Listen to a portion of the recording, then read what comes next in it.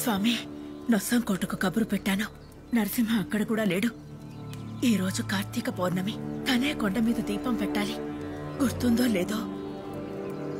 ప్రతి కార్తీక పౌర్ణమికి తనే దీపం పెడుతున్నాడుగా.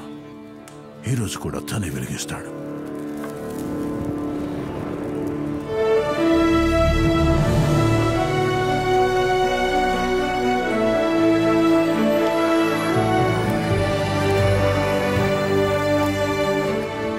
నరసింహారెడ్డికి నిజం తెలియాల్సిన సమయం వచ్చింది. రేపే యజ్ఞానికి సిద్ధం చేయండి.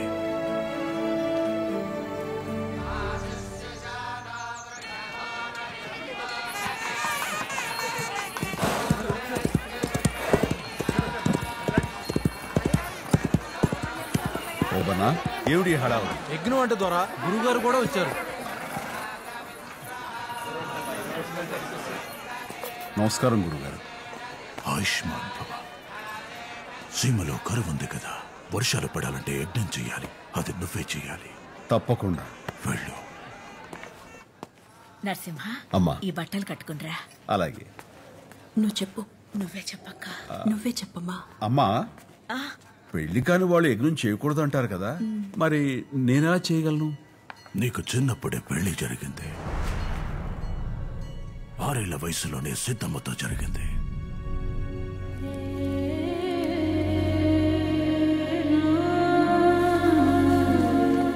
నీ చిన్నప్పుడు కూడా సీమకి ఇలాంటి కరువే వచ్చింది. జాతకరీత్యా నువ్వే యజ్ఞం చెయ్యాలన్నారు. తప్పనిసరి పరిస్థితుల్లో నీకప్పుడు సిద్ధమనిచ్చి పెళ్లి చేసి యజ్ఞం చేయించాం.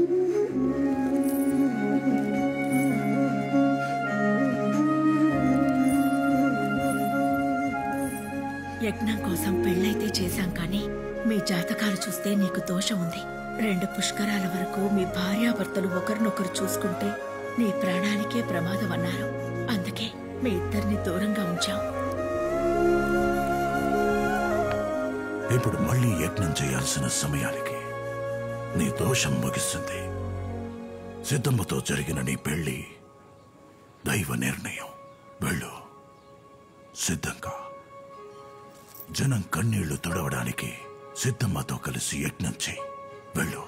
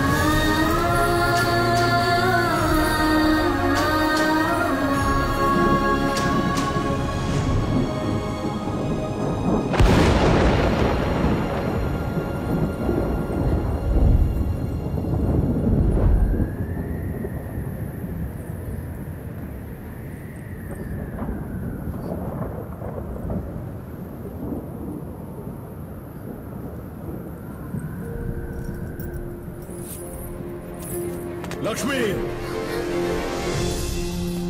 చెయ్యని తప్పుకు నువ్వెందుకు బలవ్వాలి? మాట తప్పింది నేను, నన్ను శిక్షించు. తట్టుకునే శక్తి నాకు లేదు. నాకే ఎందుకు ఇలా జరగాలి? తల్లిదండ్రుల్ని దేవుడు నిర్ణయిస్తాడు. కనీసం నా భర్తనైనా నేను నిర్ణయించుకోవాలనుకున్నాను. ఇక అది కూడా నా చేతుల్లో లేదని తేలిపోయింది. కనీసం నా చావైనా నన్ను నిర్ణయించుకోనివ్వండి. లక్ష్మి, దేవుడు కొందరికే కళనిస్తాడు. నీకు జనాల్ని సంఘటితం చేసే గొప్ప కళనిచ్చాడు. అది నీ కోసమో ఆ దేవుడి కోసమో కాదు, స్పందించే అందరి కోసం. దాని మధ్యలో ఆపే హక్కు నీకు లేదు. ప్రాణం వదిలి ఆ భగవంతుడి ముందు నిలబడ్డప్పుడు అతని కళలోకి సూటిగా చూడగలగాలి. నువ్విచ్చిన ప్రతి నిమిషానికి సంపూర్ణత్వాన్నిచ్చానని సగర్వంగా చెప్పగలగాలి. ప్రతి ప్రాణానికి ప్రయోజనం ఉండాలి. ప్రతి మరణం ఈ మట్టికి మరో ఊపిరినివ్వాలి.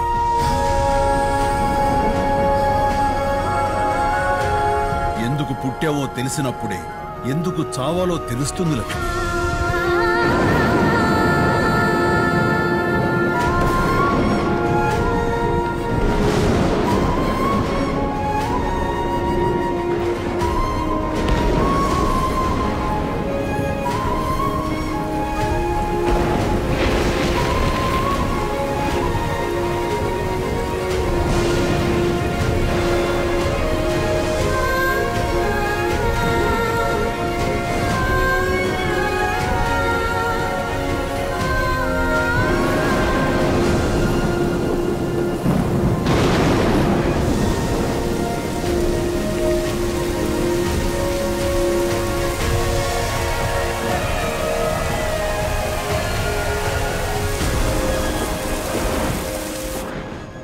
చాలా చెప్పుకోవాలనుంది.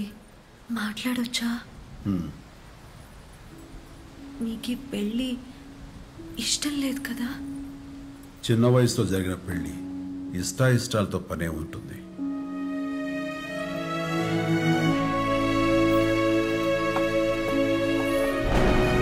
ఇష్టాయిష్టాలతో పని లేదు, కానీ చిన్నప్పటి నుంచి నేను మీరే ఇష్టంగా బతికాను. పెళ్ళయిందని నీకు ముందే తెలుసా? ఓ, చిన్నప్పుడే చెప్పేశారు. నాకు ఊహ తెలిసినప్పటి నుంచి మీరే నా లోకం. ఎన్నోసార్లు మిమ్మల్ని చూడాలని అమ్మతో అందరితో గొడవ పడేదాన్ని. మిమ్మల్ని చూస్తే దోషము ప్రమాదము అన్నారు. అంతే, అప్పటి నుంచి చూడకుండా అయ్యో రామ, పొద్దున్నే లేవగానే మీ గురించే అడిగేదాన్ని. మీ గురించి కథలు కథలుగా చెప్పుకుంటుంటే విని పొంగిపోయేదాన్ని. రోజు మీరు వెళ్లే గుడికే నేను వచ్చేదాన్ని. మీరు పూజ చేసిన చోటే నేను మీ పేరును పూజ చేయించేదాన్ని. జాతరలో మీరు వస్తున్నారని తెలిసి భయమేసి కోనేటి దగ్గరికి వెళ్ళిపోయాను. నీటిలో మీ నీడను చూసిన దోషమేనని నీళ్ళని చెరిపేశాను. ఈ 24 సంవత్సరాలుగా నాకు వేరే లోకమే లేదు. మిమ్మల్ని కళ్ళారా చూసుకునే ఈ క్షణం కోసమే ఎదురు చూశాను. ఎన్నెల్లో కూడా మిమ్మల్ని చూడలేదు. మిమ్మల్ని చూస్తే ఏం చేస్తాను? అక్కడ అందరూ ఉన్నారు కదా.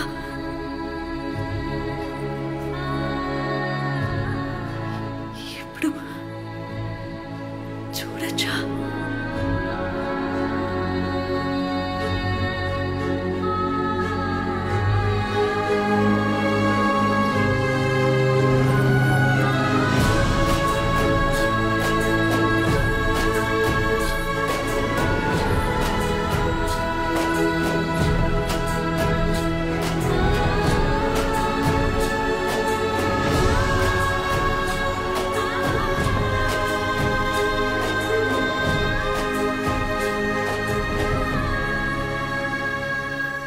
నాకొక మాటిస్తారా? మీరు తప్ప నాకు వేరే ఏమీ తెలీదు. మీరు ఎలాగైనా ఉండండి, ఎప్పుడైనా రండి. నన్ను మాత్రం వదలని మాట ఇవ్వండి.